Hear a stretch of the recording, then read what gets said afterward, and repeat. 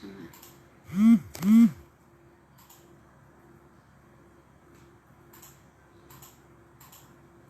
Não pode participar.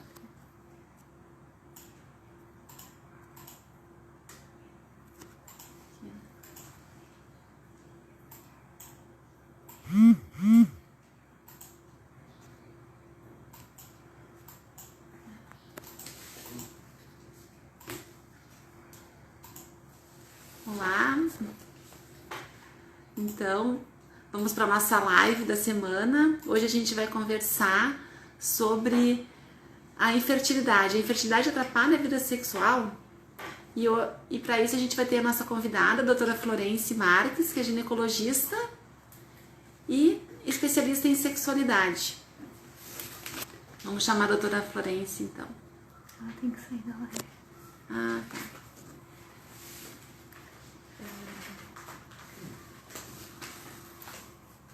Vou chamar a doutora Florence. Doutora Florence, está me escutando? Só um minutinho.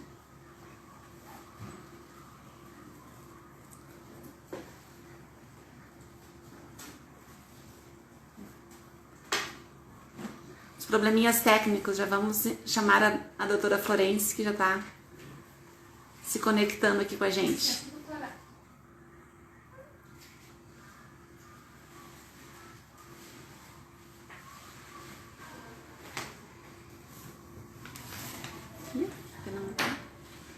Quer dar uma pausa? Conseguiu? Então, só aguardamos minutinhos, a gente vai conversar então sobre essa questão, essa dissociação da reprodução do sexo para fins reprodutivos e do sexo recreativo, né? Como se dá essa interferência nos casais em tratamento.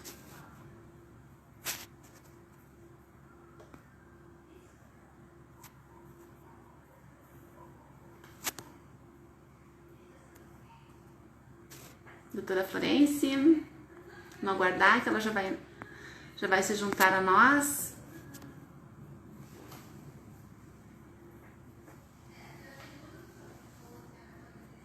A doutora Florence, que vai estar com a gente hoje, é especialista é ginecologista, especialista em sexualidade e foi do serviço médico, foi do serviço de ginecologia do Hospital São Lucas da PUC por muitos anos. Ano passado, por outros motivos, saiu do serviço para conseguir dar conta de todas as atribuições que ela tinha, e é uma pessoa com larga experiência já em sexualidade humana.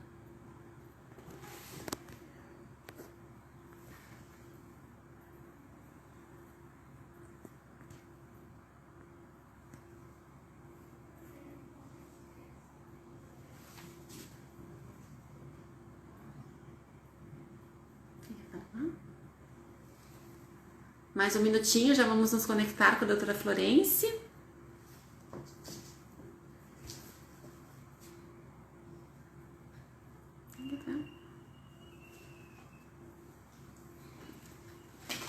Só aguardando a doutora Florence entrar.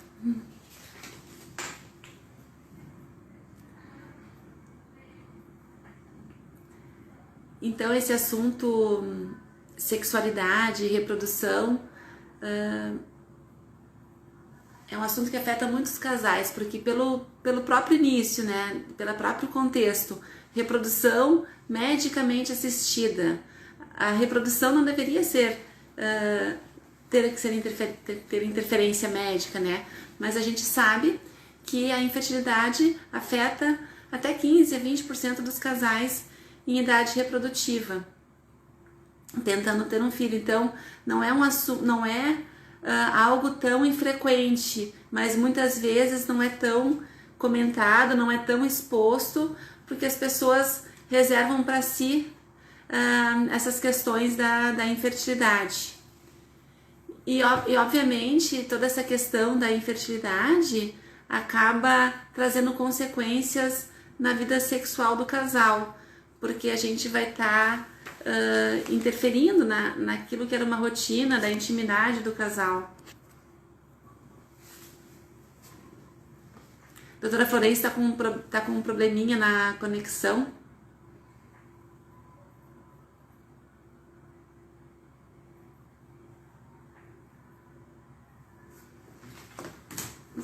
Só um minutinho.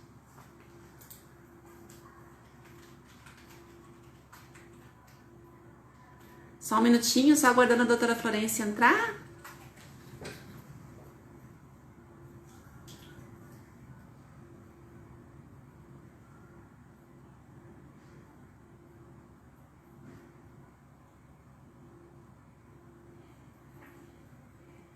Só mais um minutinho, a doutora Florence já tá entrando para conversar com a gente. Mas se quiserem já mandando perguntas, que a gente já vai anotando, são muito bem aceitas. Algo que eu achei muito interessante foi, enquanto a gente espera a doutora Florence entrar, foi o fato que a ex-primeira-dama americana, a Michelle Obama, agora fez uma biografia, publicou, e ela expôs o fato, né, de ter feito... Ela tem 2 filhas, né, de 20 e 17 anos, acredito agora, e ela expôs o fato de ter feito fertilização in vitro para conseguir obter a gestação. E ela também trouxe muito a discussão, o fato de que é um erro, às vezes, a gente pensar que é tão fácil engravidar, né? Engravidar, algumas vezes, pode não ser tão fácil ou tão rápido como se imagina. E ela, então, abrindo essa questão, expondo a vida privada dela, tentando ajudar outras mulheres, outros casais com o mesmo problema.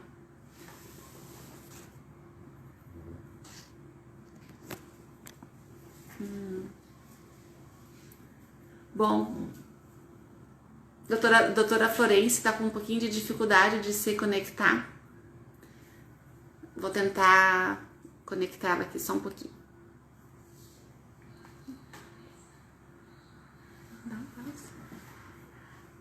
O que a gente... Vou conversando um pouco enquanto a doutora Florence não entra, não consegue se conectar com a gente. Então a gente estava conversando sobre esse fato de que um dos mitos é que é muito fácil engravidar e a gente pode adiar essa questão de ser pai ou mãe para mais tempo.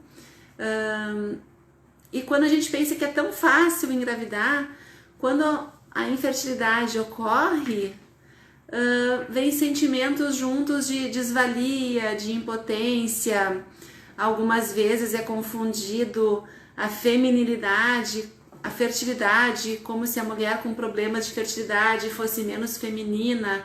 Isso é muito visto também no universo masculino, onde se confunde a questão da fertilidade com a virilidade, sendo que são coisas, são assuntos separados, né? Não é porque um homem tem alguma baixa contagem de espermatozoide, tem algum problema de fertilidade, que ele é mais ou menos viril, mas muitas vezes quando a gente pensa que, e quando a gente tem essa ideia que é tão fácil engravidar, quando a gente fica frente a essa dificuldade, essas questões vêm à tona, e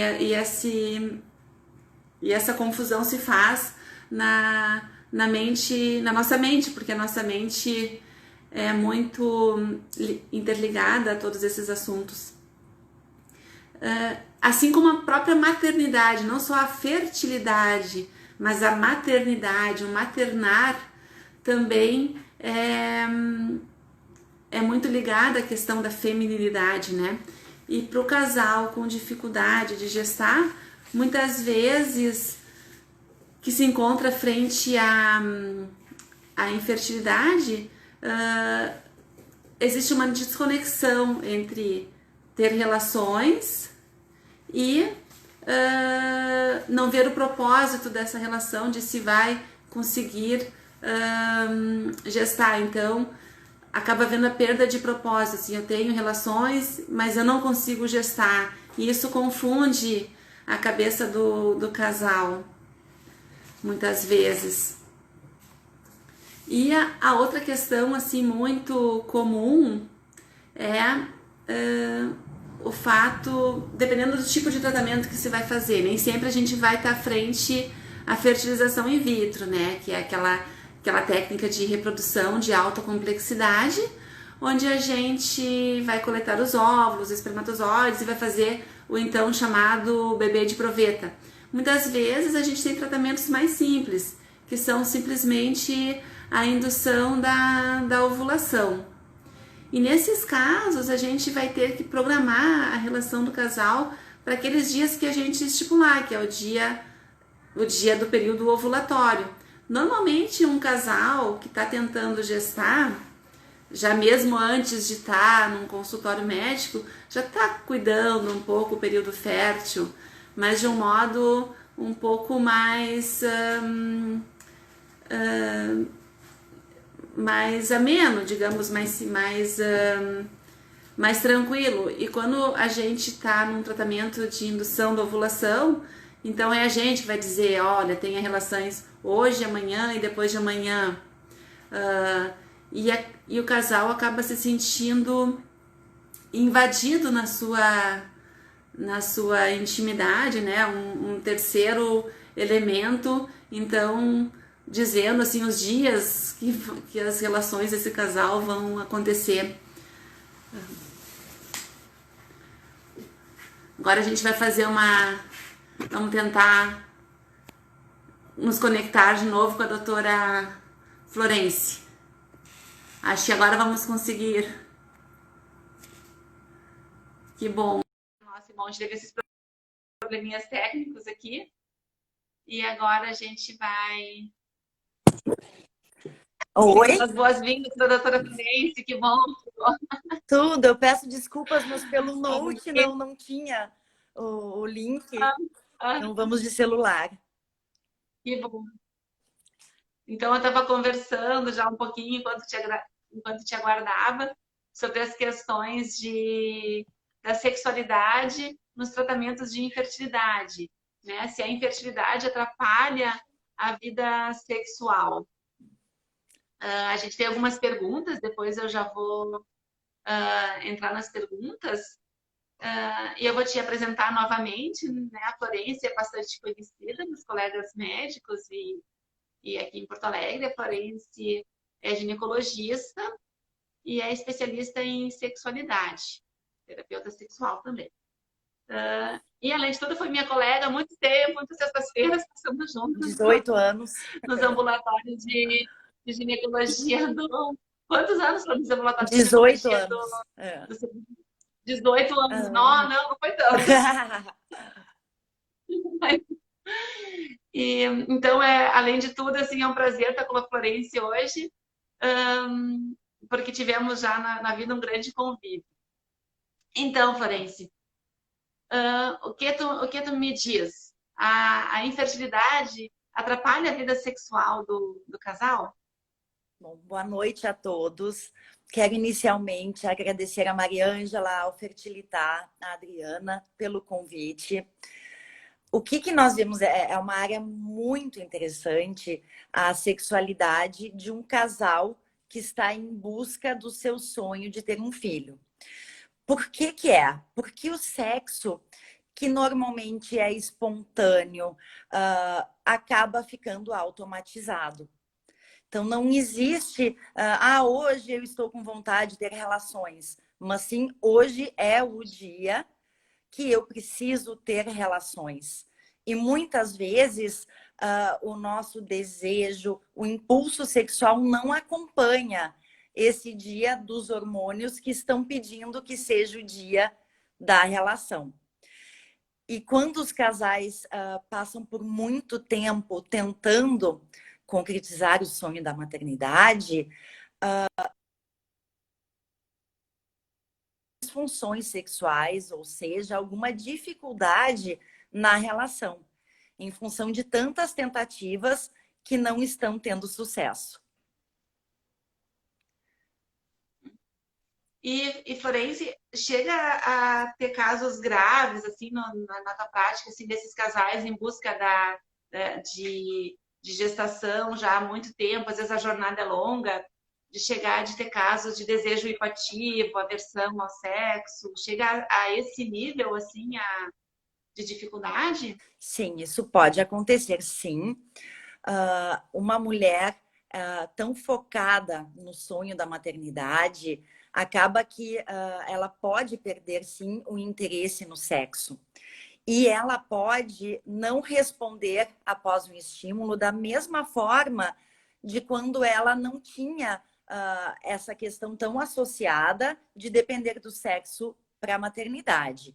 Então, a diminuição do desejo, uma queixa de não estar lubrificando normalmente, com isso surgir dor ou desconforto na relação. Uma relação, imaginem vocês, que já está automatizada, que aquela mulher já está tendo relações unicamente nesse momento, não está pensando em tesão, em prazer, mas pelo sonho da gestação e ainda com desconforto. E nós temos que também lembrar que não é infertilidade de A ou de B, mas uma infertilidade conjugal. E por isso não só a mulher que tem a sua resposta sexual comprometida. No caso dos homens, uma diminuição do desejo, uma dificuldade de ter ou de manter a ereção, um homem que acaba ejaculando muito rápido, ou até pode acontecer de não conseguir ejacular dentro da vagina. São intercorrências que esse casal pode vivenciar e que vão diretamente prejudicar o sonho da maternidade, adiando ainda mais, né, no caso de não ter uma ereção, de não conseguir uma ejaculação na vagina, por exemplo. Às vezes também eu penso que para os homens, as mulheres geralmente têm uma rede de apoio maior, conversam mais, em geral, não em geral, né? E o homem também às vezes fica mais no silêncio e também a questão da confusão da fertilidade com a virilidade talvez seja mais presente na infertilidade masculina do que até na feminina. Não que isso não seja linkado também muitas vezes a questão feminilidade, fertilidade para a mulher, mas talvez para o homem algumas vezes seja um pouco mais impactante. E outras vezes também que ou não olhar esse homem, porque infertilidade é coisa de mulher ainda nos dias de hoje, a gente ainda vê isso com uma certa frequência, assim, a infertilidade é coisa de mulher, então nem olhar para o homem, né? Eu agruparia os homens nesses três grupos, né?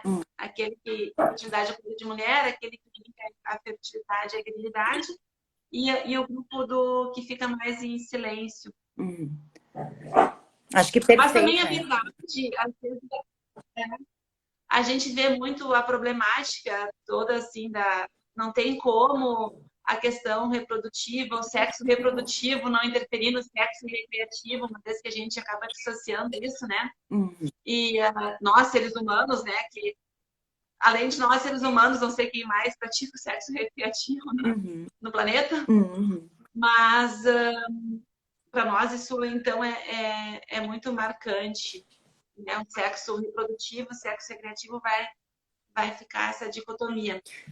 Além do que, eu estava conversando um pouquinho antes de tu chegar, que a reprodução humana não deveria ser assistida, a reprodução é coisa do casal, né? E aqui a gente fica na reprodução medicamente assistida, então o casal acaba sendo invadido, né? A gente está auxiliando, mas não deixa de ser uma invasão da intimidade isso, né? Exato.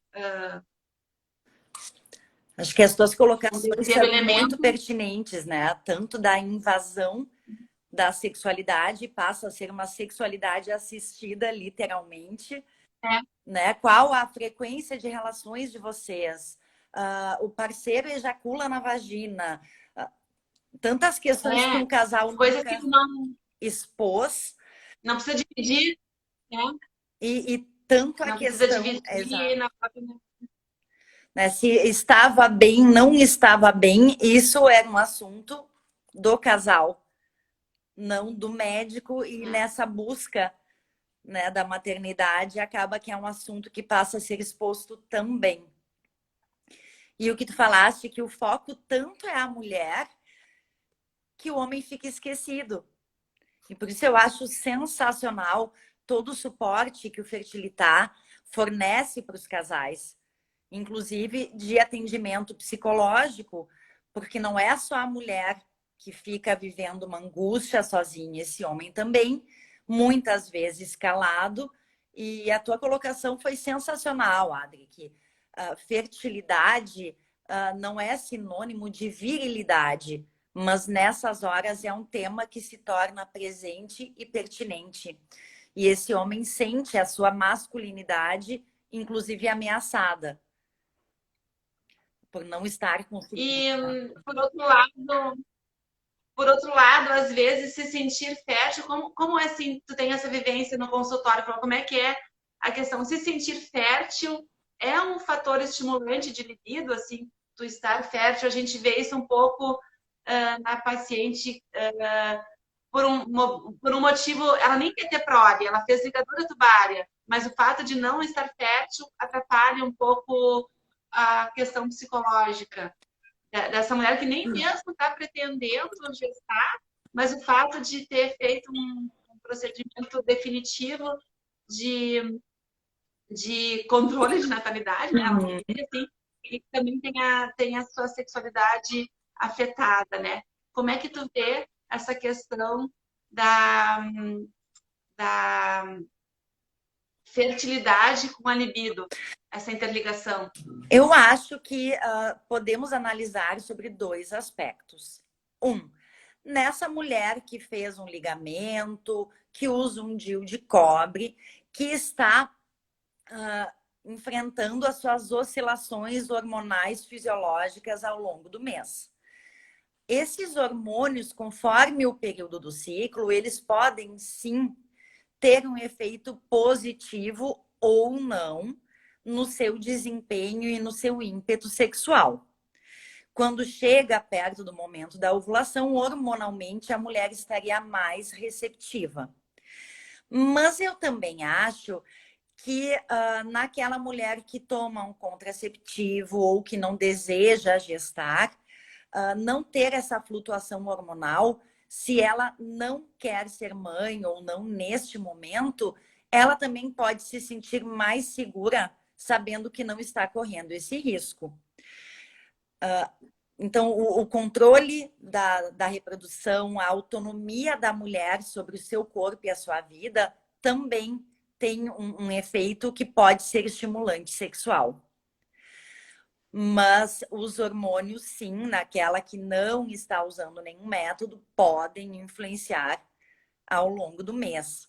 Quando chega a segunda fase do ciclo, onde temos um aumento da progesterona, a progesterona, como diz nosso amigo Gerson Lopes, ela é muito boa para os obstetras, né? Mas não para os ginecologistas. E tanto que a feminilidade, a segurança da mulher influenciam demais a sua resposta sexual, que quando ela finalmente engravida, no segundo trimestre da gestação, que é quando começa a aparecer a barriga, passou aquele período de maior ameaça de um aborto espontâneo, do começo da gestação, é um dos períodos mais sensacionais na vida da mulher, quando se fala da questão sexual. Hormonalmente é muito favorável, ela está se sentindo com muito poder, segura, já que ela finalmente conseguiu plena.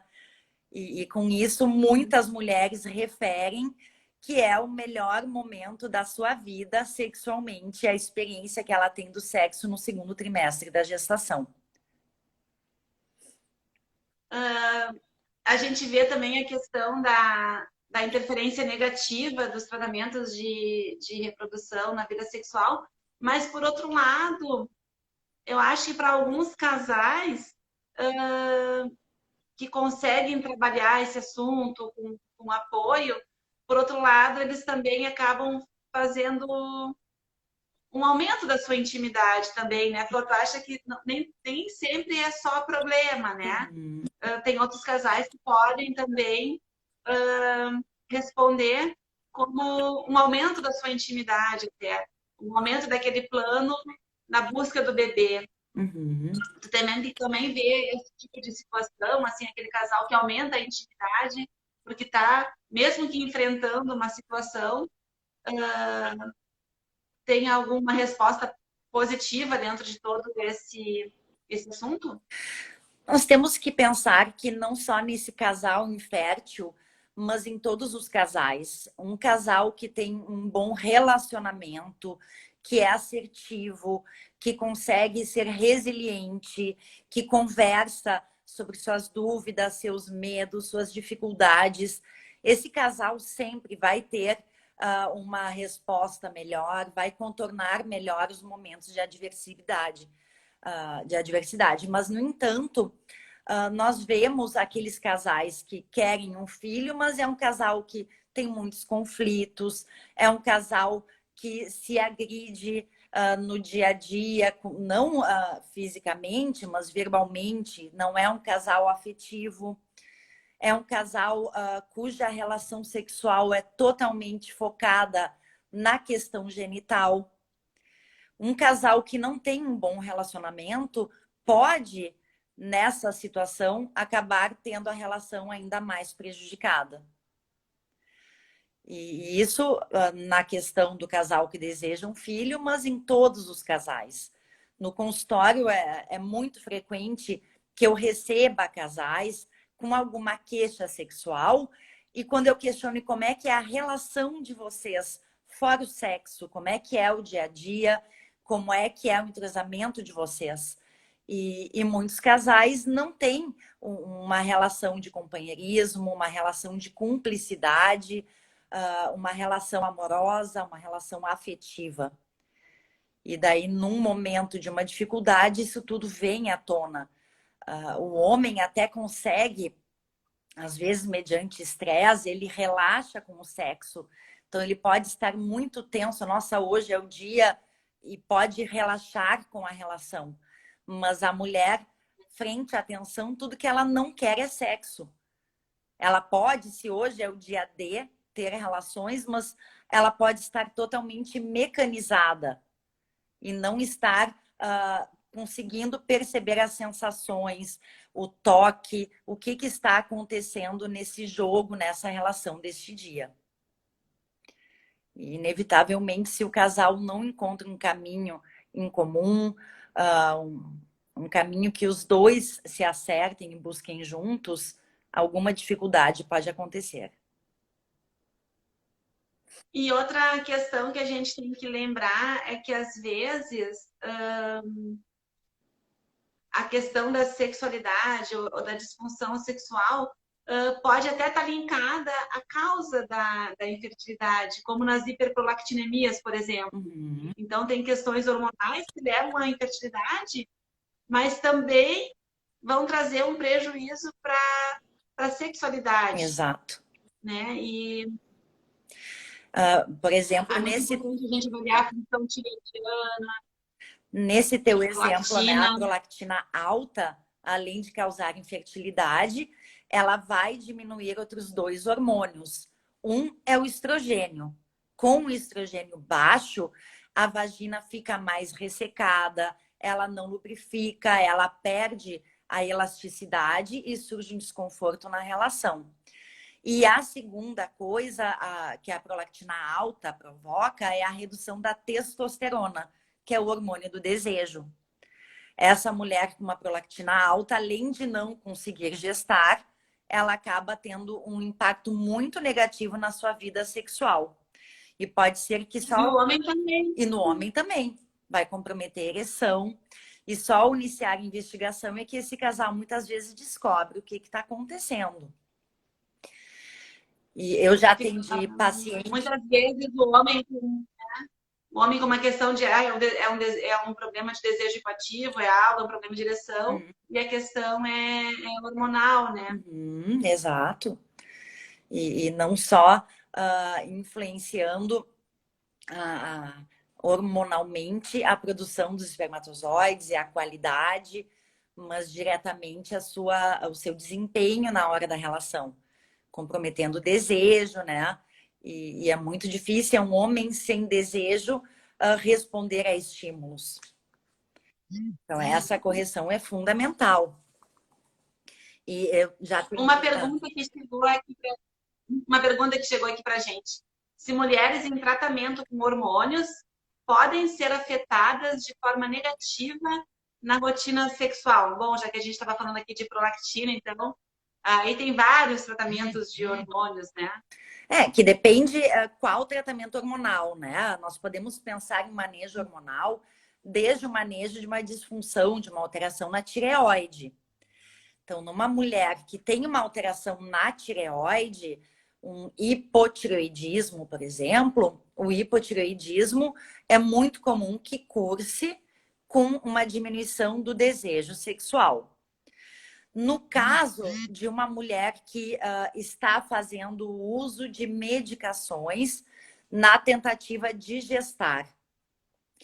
Olha, essas medicações, em geral, não vão, naquele curto período, ter um potencial de comprometer a vida sexual de uma pessoa que tinha uma resposta adequada, uma resposta satisfatória.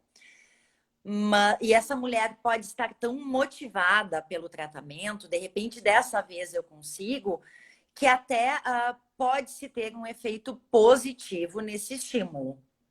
Então, eu não vejo um período curto, né, há 2, 3 meses que ela está em uso, como uma causa para a diminuição de uma resposta sexual. Assim como... pode falar. Os análogos, talvez, do GNRH, assim, mas aí é uma... Mas é tão pontual. Essa castração química.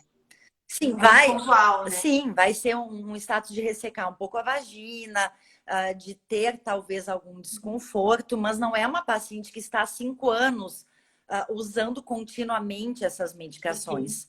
E como ela tem uma motivação maior, isso pode compensar. Eu acredito muito, Adri, que seja que nem aquela mulher que chega no nosso consultório, uma mulher madura e que vem com uma queixa da vida sexual já não estar legal. Vamos analisar como é que foi a vida sexual dela ao longo da vida.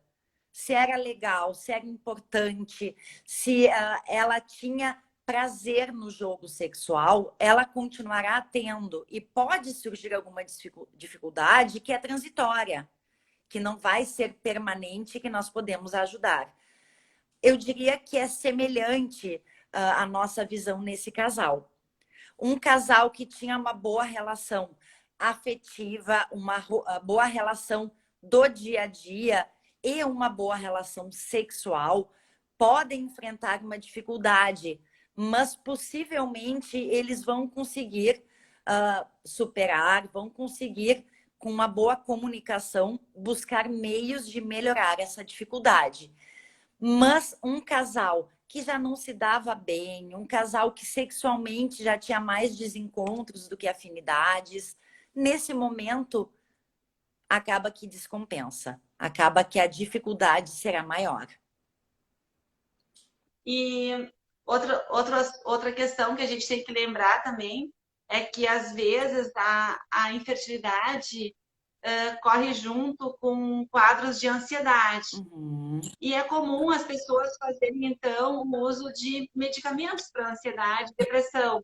Aí sim, tem toda essa questão desse livre uso, até algumas vezes exagerado, dos antidepressivos, né, Flor? Como é que tu vê essa questão dos antidepressivos na sexualidade? Bom, nós sabemos que os antidepressivos, boa parte deles pode ter um impacto na resposta sexual. Mas num paciente, num homem, numa mulher com depressão, a depressão tem um impacto muito maior. Numa pessoa deprimida, entre os 5 sintomas mais comuns está a diminuição do interesse sexual. E nós temos que ver, nesse caso, como um sintoma da depressão. e não como mais uma patologia. E ao corrigir, usando medicação, iniciando uma terapia, ao corrigir essa deficiência que essa pessoa estava vivendo, que com antidepressivo pode melhorar bastante, a gente pode sim ter uma melhora na resposta sexual. Mas numa pessoa que está usando por uma ansiedade leve, por algum. Eu usava para TPM, continuei usando. Talvez essa pessoa perceba algum impacto negativo, sim. Mas dos antidepressivos, vamos pensar assim: paroxetina, sertralina, venlafaxina. Até 60%, 70% dos usuários podem ter alguma dificuldade.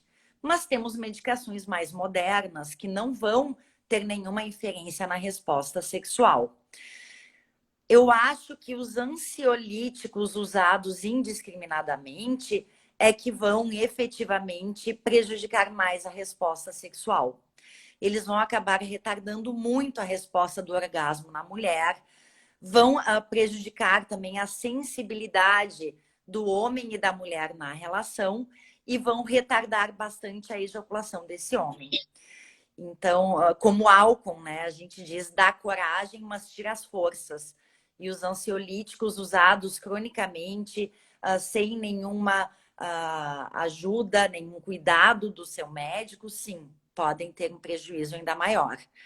Num paciente que precisou de um antidepressivo para estabilizar o seu humor, e é uma medicação que a equipe que está trabalhando em fertilidade, que o psiquiatra, que estão todos cientes, não acho que seja prudente em nenhum momento a suspensão de uma medicação sem a orientação do seu médico e não também culpar a medicação por qualquer para-efeito, porque nem todas as questões adversas que surgem são ligadas à medicação. Uhum. Tem alguém questionando aqui a verotina. A verotina é a fluoxetina. Então, a fluoxetina tem um percentual de pacientes que podem ter alguma dificuldade sexual. Mas, de novo, sempre pensar que a depressão é a maior causa de uma disfunção sexual, muito mais do que uma medicação. Se a medicação foi indicada, está sendo acompanhada e está ajudando essa pessoa a contornar um quadro depressivo, jamais suspender e não culpar a medicação por alguma dificuldade desse momento. E, por outro lado, como lidar com a ansiedade e a cobrança para evitar que esse momento íntimo do casal se transforme num gatilho de ansiedade e culpa? Foi uma das perguntas que chegou aqui para a gente. Bom, a gente coloca o papel e a importância da Débora, né, nesse trabalho em equipe que ela faz no Fertilitar, que é sensacional. E muitas vezes, Adri, eu recebo casais no consultório que estão vivenciando alguma dificuldade, mas que não é um casal que tenha uma disfunção sexual, não é um casal, essa mulher nunca tem desejo, essa mulher não tem orgasmo, esse homem não tem ereção, não é esse caso, mas é um casal que a situação atual está tendo uma influência negativa. Nós podemos fazer algumas consultas de aconselhamento sexual, que esse casal não foque tanto a relação na genitalidade, que esse casal consiga explorar o toque, toda a extensão corporal e a sua intimidade. Mantenha a intimidade sem mecanizar o ato sexual. Sem deixar... O casal deixa de ter um toque do dia a dia, um beijo, uma palavra de carinho. E quando eu terminei a minha pós, então, lá antes dos nossos 18 anos, né, de companheirismo, eu fui uma vez num curso de noivos. E daí o padre foi falar, né, antes, uma palavra antes que eu começasse a falar. E ele disse: bom, irmãos, lembrem-se, deem-me um bom dia que eu lhe darei uma boa noite. E quando ele falou isso, eu disse: nossa, ele resumiu tudo, eu não tenho mais o que dizer. Então, Um casal que se trata com carinho, com afetividade, um casal que não se agride. Olha, nós não temos um filho por tua culpa, tua responsabilidade.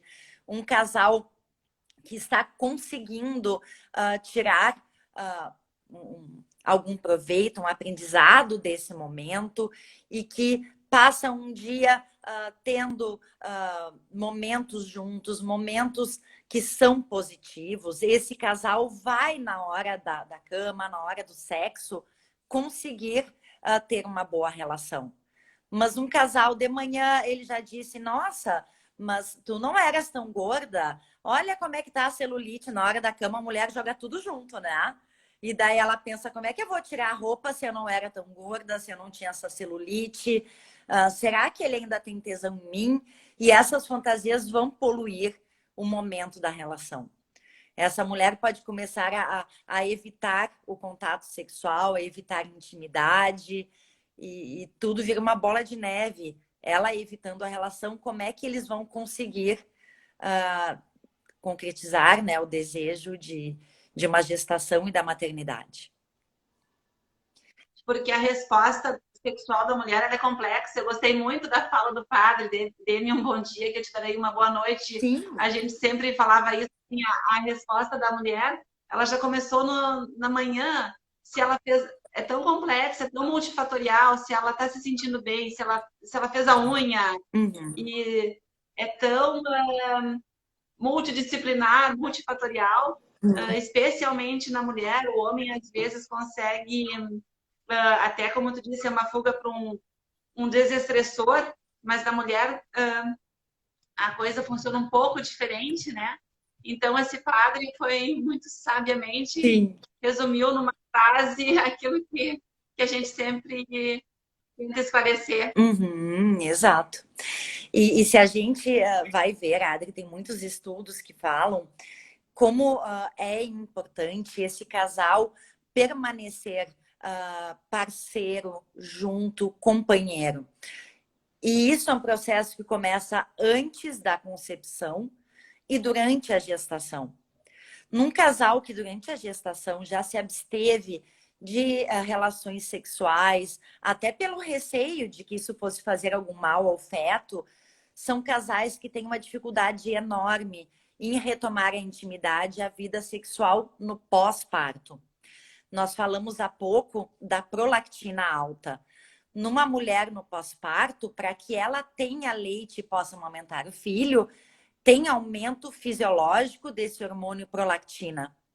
E eu converso muito com os casais quando vêm para a revisão pós-parto, que quando forem retomar a vida sexual, pode ter um momento que vai ser transitório, de menor interesse, de menor tesão, de menos lubrificação, de certo desconforto, e que é importante que o casal, caso enfrente alguma dessas situações, converse com a gente, porque nós podemos prescrever um lubrificante, um hidratante vaginal, alguma medicação que cause mais conforto.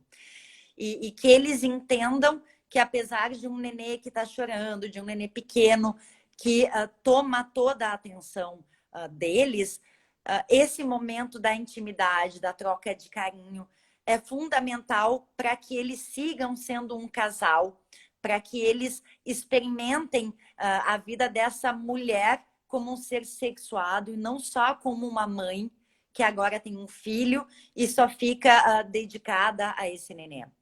Então vejam que desde esse momento que vocês tratam, deste casal que chegou com o sonho de gestar, se aí eles já se separam, já intimamente não estão ligados, ao longo da gestação isso vai se perder e pós-parto a retomada é ainda mais difícil.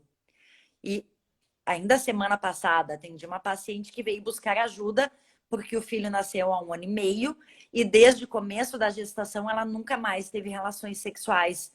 Esse casal não tem nenhuma intimidade, não tem nenhum momento que vivam juntos, que tenham retomado a vida como um casal.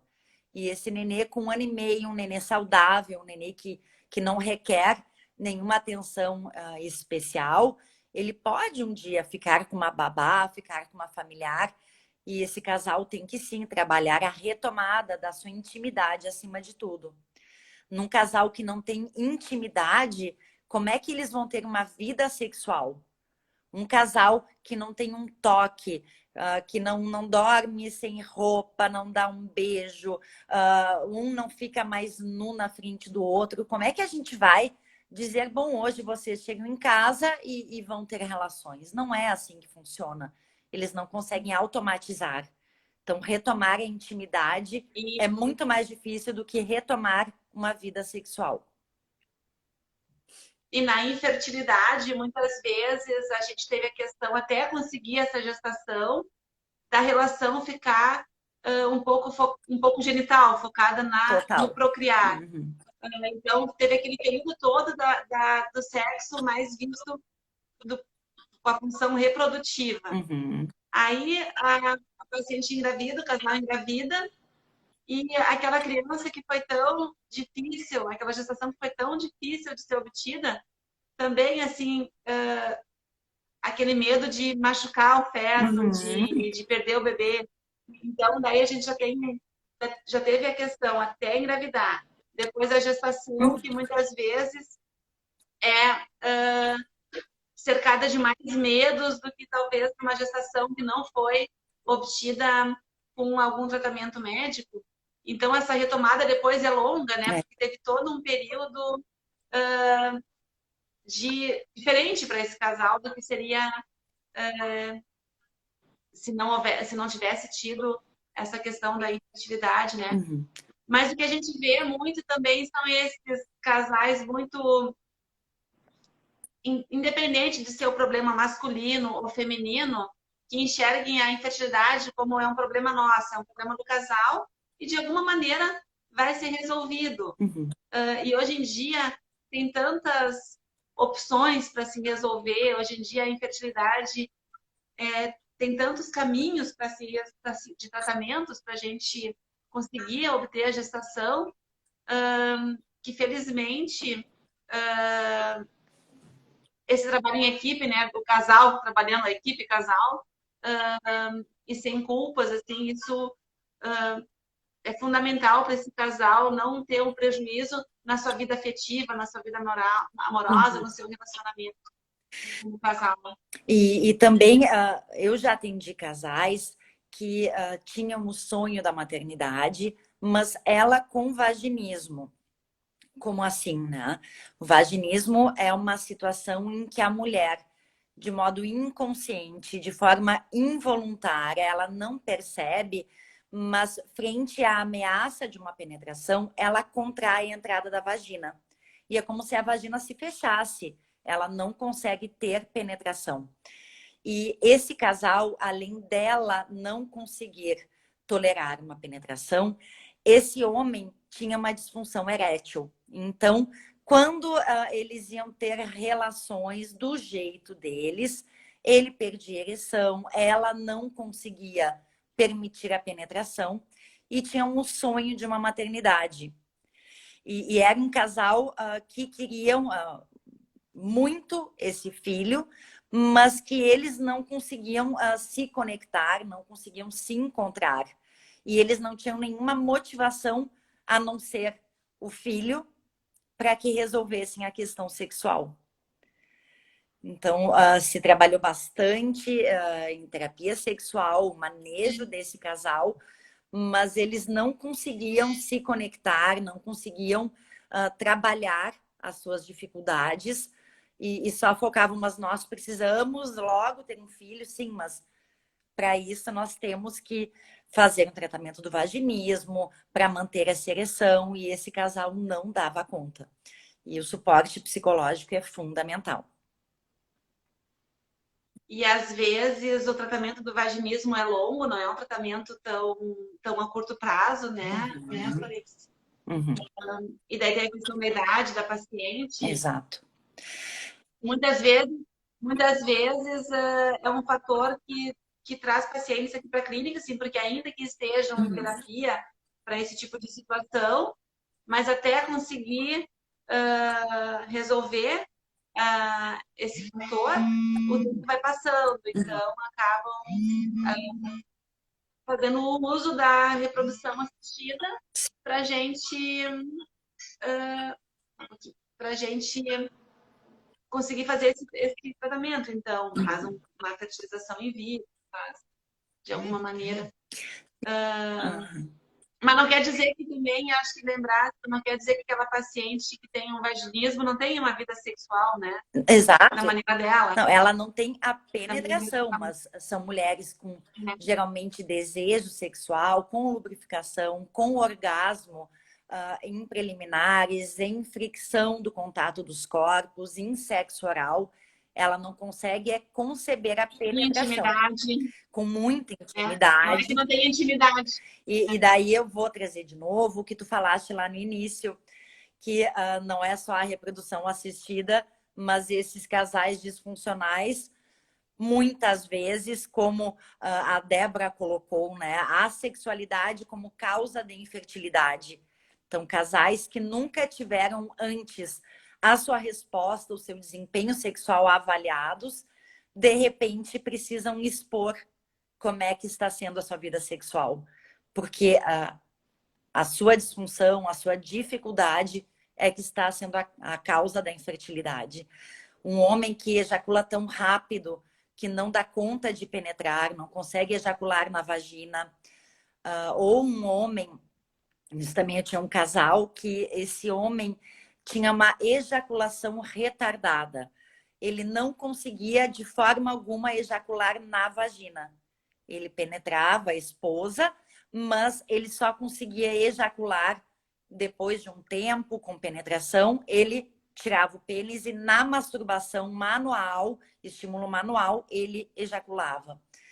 E então a gente teve que fazer um tratamento, um trabalho longo, para que esse homem conseguisse ejacular na vagina e esse casal não precisasse de uma inseminação ou de algum outro tratamento para concretizar o sonho da gestação. Realmente as disfunções podem acabar impactando de uma forma gigantesca esse casal.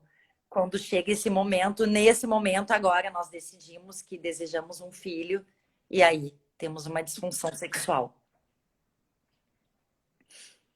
Aí a gente pode também lembrar que a própria ejaculação precoce, daí nesse caso, os antidepressivos podem ser um aliado. Perfeito. Né? E se por algum motivo eles podem prejudicar para algumas pessoas, mas nessa situação os antidepressivos podem ser um aliado. Então, as coisas são passíveis de tratamento. Exato. Mas a gente tem que expor coisas que a gente não gostaria de expor, talvez porque são da sua intimidade, né?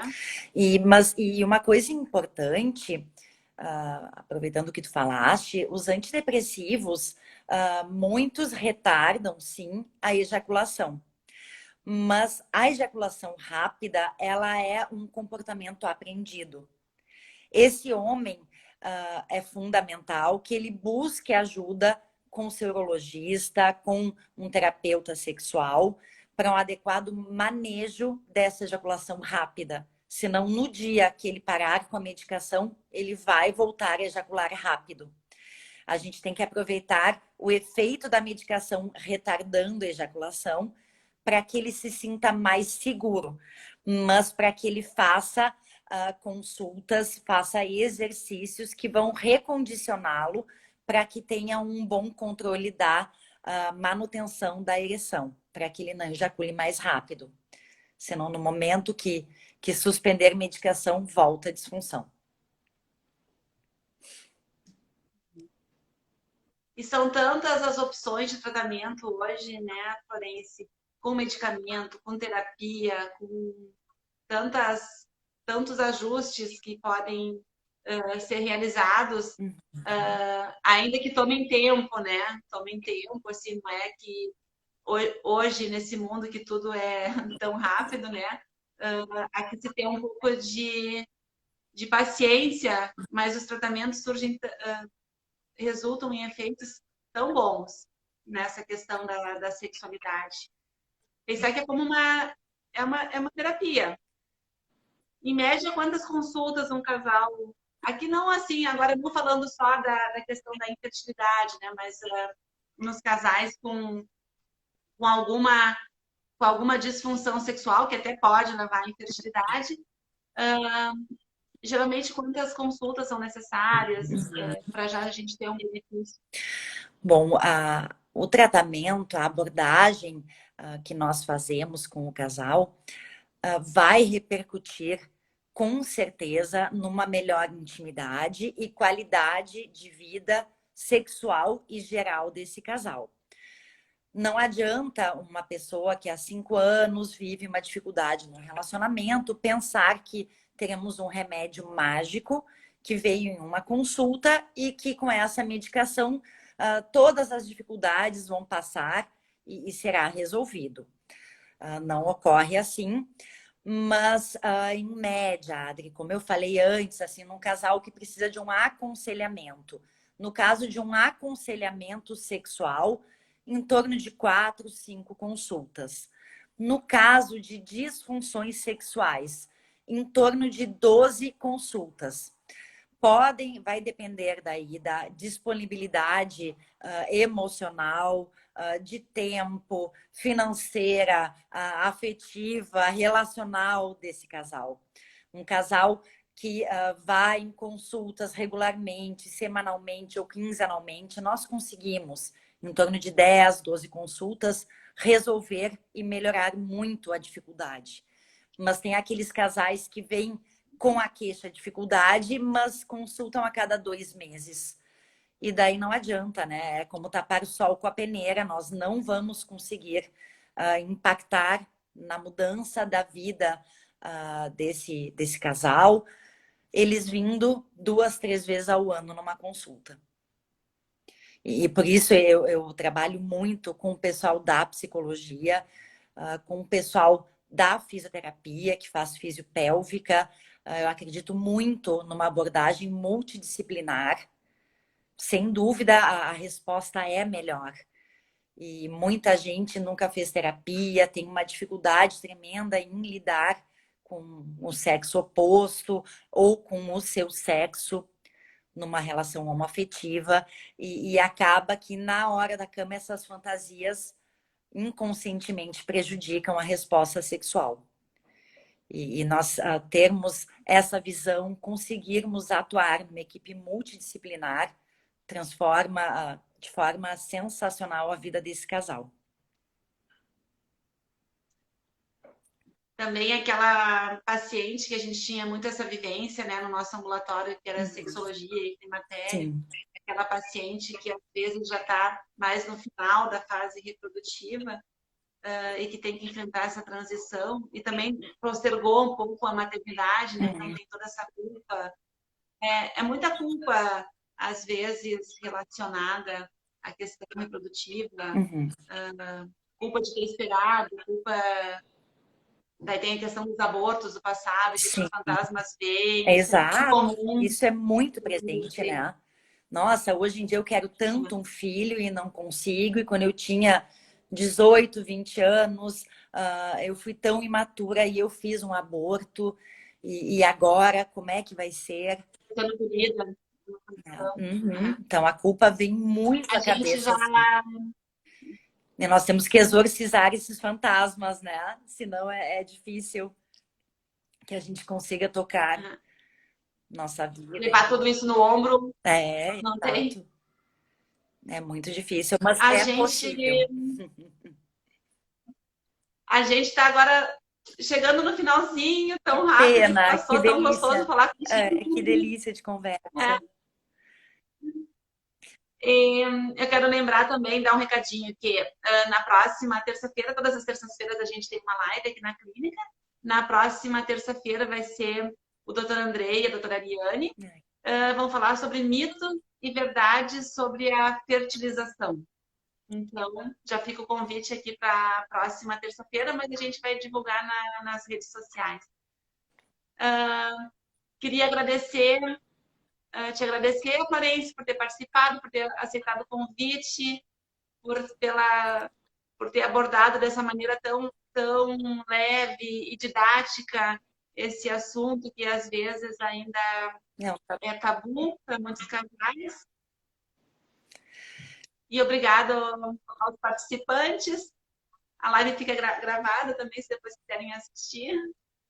Bom, e eu quero agradecer Muito mais uma obrigada. vez ao Fertilitar, ao Álvaro, à Mariângela, a ti, por esse espaço, pela oportunidade. Adorei a conversa, por